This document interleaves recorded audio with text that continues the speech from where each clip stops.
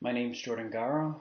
I'm doing my presentation on behavioral game theory for Behavioral Finance, MBA 639.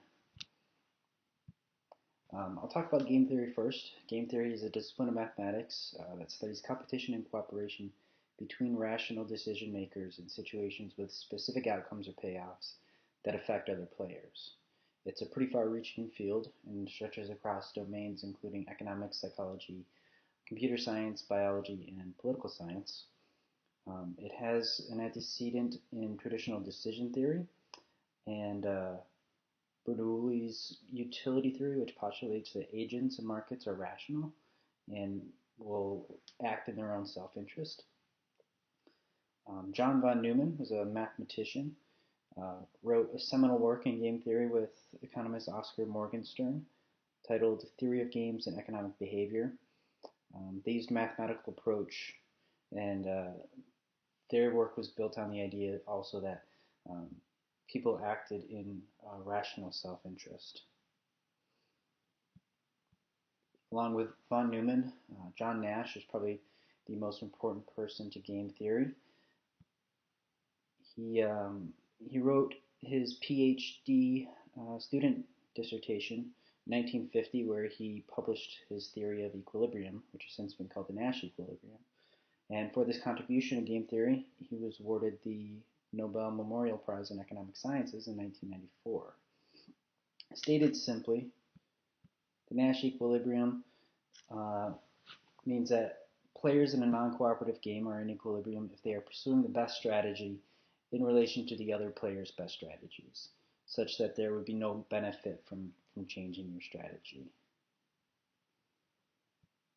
And that these equilibrium should determine the best case strategy for maximizing player utility.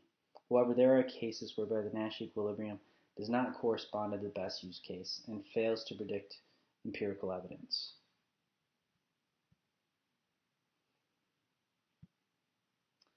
And the best example of this is the ultimatum game.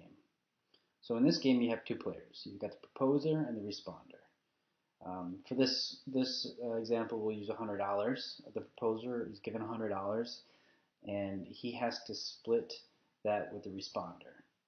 The proposer gets to make a non-negotiable ultimatum offer to the responder to split the money, however he wants to split that. The responder can either accept or deny that offer. If the responder accepts, both take their share, but if the responder rejects, they both get nothing. And this is a one-time offer.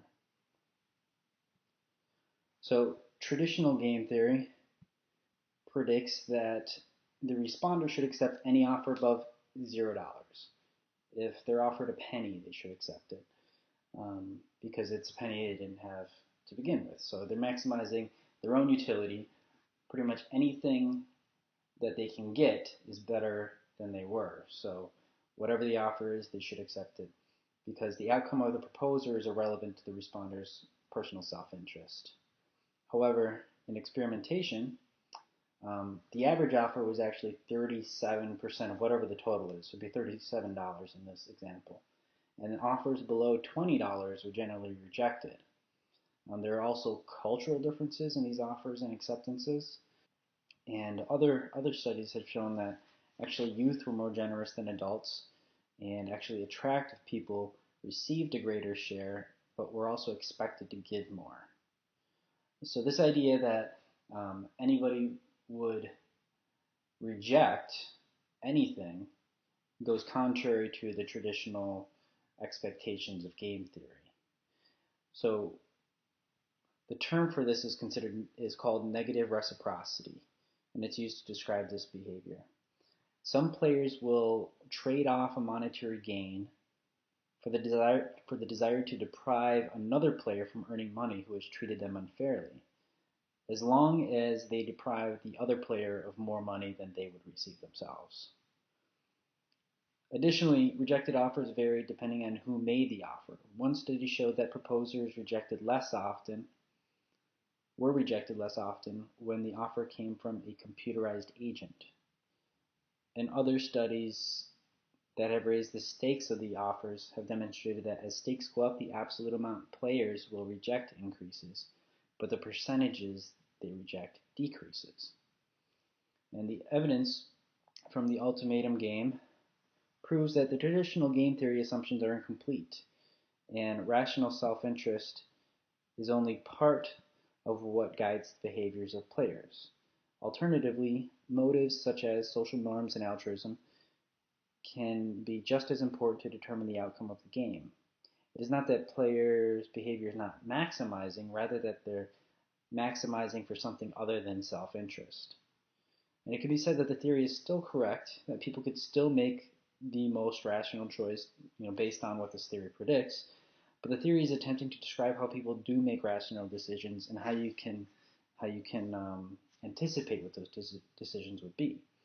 So without being able to incorporate the findings of this experimental evidence, the theory is missing a large piece of what it needs to be predictive.